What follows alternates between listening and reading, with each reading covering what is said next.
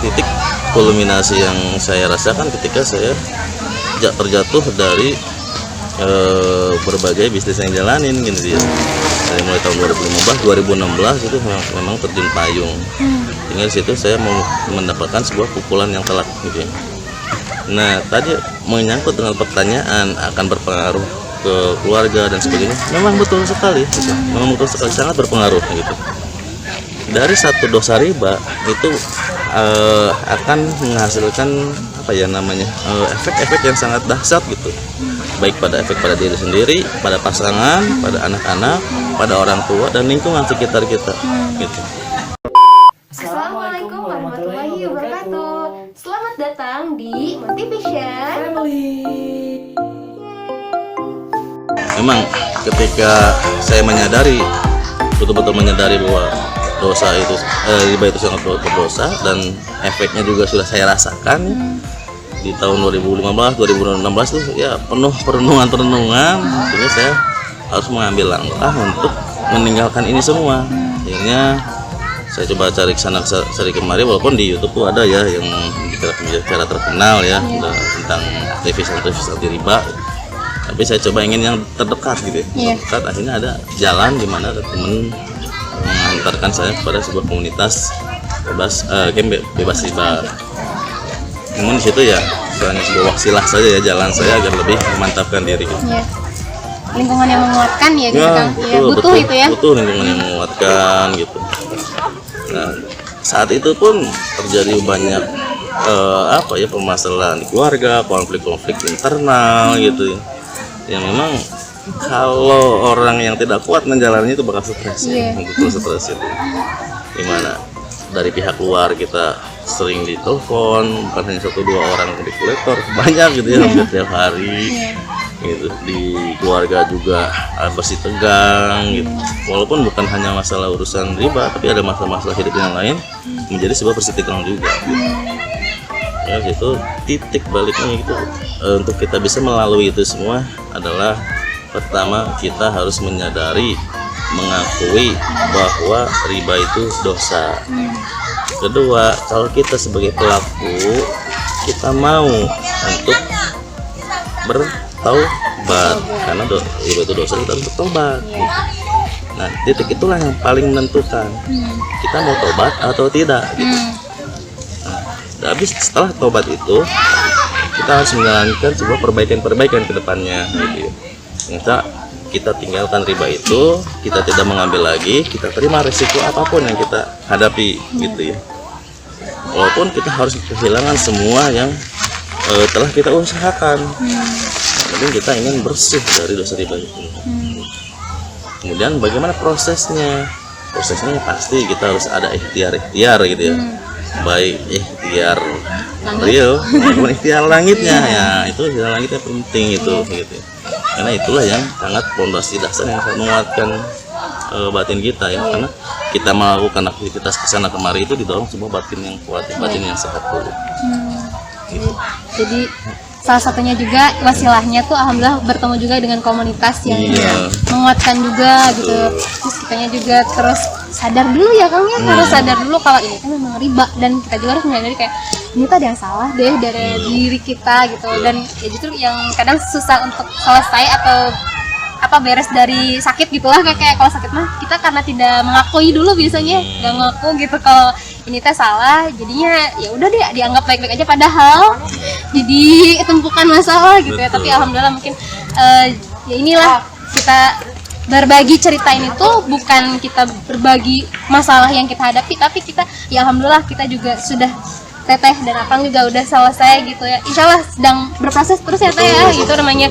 Karena ujian juga godaan ya, itu godaan ya. Saya pun gitu ya, baru nikah muda suka adalah godaan-godaan gitu. Karena godaan riba tuh dekat sekali gitu. Jadi ya ini kita di sini sharing, semoga teman-teman dan aku juga, saya juga dan pasangan bisa menjadi ikhtiar kita supaya tidak mendekati itu. Nah, selanjutnya Oke, kalau dari saya sih pengen nanya sesuatu ya ke Kang dulu ya gitu.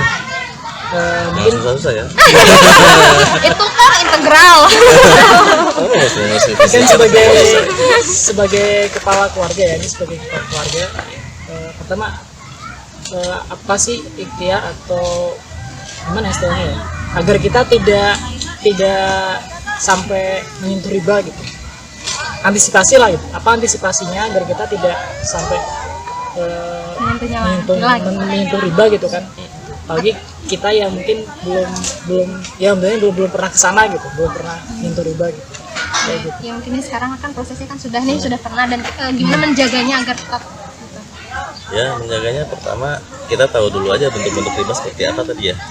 Bentuk riba itu kalau bukan kita jual beli dengan cara adanya tambahannya, ya saat ini adanya kredit barang, baik barang rumah tangga ataupun barang kendaraan atau rumah. Kemudian yang kedua adalah pinjaman gitu. Pinjaman ya itu rata-rata saat ini pasti berbunga. Yang hindari aja untuk transaksi yang demikian. Biasanya kan kalau kita jual beli atau pembelian sebuah barang, kita lihat aja, cek aja dulu landasan kita ingin memiliki barang itu untuk apa. Ya, apakah itu memang betul-betul ada sebuah manfaat yang ingin kita dapat, atau hanya sekedar dorongan dari nafsu kita. Gitu. Nah itu godaannya tuh, saifon nafsu. Dan yang kedua, ya ini yang mungkin ketika kita terpepet sama sekali, ya itu berarti kita ingin mendapatkan sebuah dana ataupun rezeki yang instan gitu ya, karena kita meminjam gitu. Nah itu hati-hati juga, kalau bisa ya hindari saja gitu. Lebih baik kita cari di rumah apakah kita ada memiliki aset, kita jual saja dulu itu sebagai alternatif instan kita mendapatkan dana sangat tunai gitu. Ya insya Allah maha kaya, Allah maha memberikan rezekinya gitu.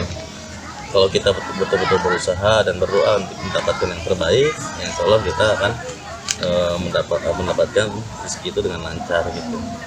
Tidak harus melalui dengan proses riba. Mindsetnya juga mungkin ya Kang. Mindsetnya juga gimana sih membangun mindset gitu kan, mungkin ada kan mungkin orang-orang yang udah mindsetnya tuh kalau nggak gini ya udah deh, kalau nggak kredit nggak wah kalau nggak kreditnya gitu, udah ambil aja gitu kan, mungkin sebelum bisa dicicil kan gitu kan, jadi nggak kerasa gitu, tapi kan itu masuk riba gitu ya, masuk riba gitu. Nah, gimana kita menangkan mindset biar kita ya apa ke awal gitu, maksudnya jangan sampai ke situ gitu, kayak itu gimana maksudnya ya buat kiat-kiat Teteh dan Akang menguatkan. ini tuh coba aja. ya kalau prinsip pertama azab dalam diri dulu ya, azab dalam diri niatkan yang kuat gitu, dan terus terus berusaha istiqomah dan terus ingat Allahnya itu loh, dan ketika tiap melangkah dalam bergerak mengerjakan sesuatu, ingat ini bernilai ibadah tidak gitu untuk setiap langkah yang kita lakukan itu gitu. Ya intinya sih kita mensyukuri dulu apa yang telah Allah berikan pada kita saat ini gitu ya. Jika kita ada keinginan yang lebih besar lagi, ya didukung juga dengan usaha kita dan doa kita yang ikhtiar dan usaha kita yang kuat juga gitu. Jadi bisa disebut kalau riba itu cara cepat ya. Cara cepat gitu. Makanya kita di sini kita melatih kesabaran kita. Iya. Dan ikhtiarnya dimaksimalkan gitu ya kan. Betul. Betul. Ya. Jadi Kang Bayu juga kan salah satu ikhtiar buminya tuh kan selain pekerja juga pebisnis gitu kan ya, Teteh juga insya Allah gitu kan bisa mendukung dari belakang ya Teteh juga gitu dengan berbisnis sama Kang Bayu. Nah ini juga bersinergi gitu kan, Masya Allah. Nah terus ini tanya lagi. Ada yang sampai lagi nggak Pak? Siapanya lupa ini. Paling ya kalau dari saya sih tagline utama untuk kita bebas dari riba yaitu kalau kita sudah terjerumus dalam riba, ya tadi tinggalkan riba, lunasi hutang dan tuntaskan setuntas-tuntasnya. Siap.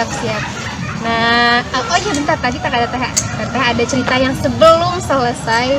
Yang ini bentar, katanya kan kemarin tuh rumah tuh kan dalam waktu setahun tuh bisa ada yang bayar cashnya. Nah sebelumnya tuh ujian apa dulu nih kan, kayak orang mungkin kayak bertanya-tanya, gak mungkin lah dalam waktu cepat ada yang bayar cash. Nah sebelumnya tuh ada ujian apa dulu nih sebelum Allah kabulkan gitu Teh? Boleh diceritain yang tadi sebelumnya? Oh ya, jam sesuai itu ada proses. Pertama kita kena itu ya, karena telat bayar 3 bulan ya, pernah kena SP ya. Ya, kita sudah melalui, kalau dalam KPR itu kita sudah ada restrukturisasi sebelumnya, kemudian ada cuti juga, cuti angsuran kita. Oh, bisa ada cutinya. Udah 5 tahun lebih cicilan gitu, sebenarnya udah sampai tahun 2019 itu 7 tahun ya. Ketika tahun 2017 saya ada cuti cicilan, 2018 ya, 2018 cuti cicilan, 2019 sudah mulai mengasur lagi tuh, mengasur lagi. Namun di sisi lain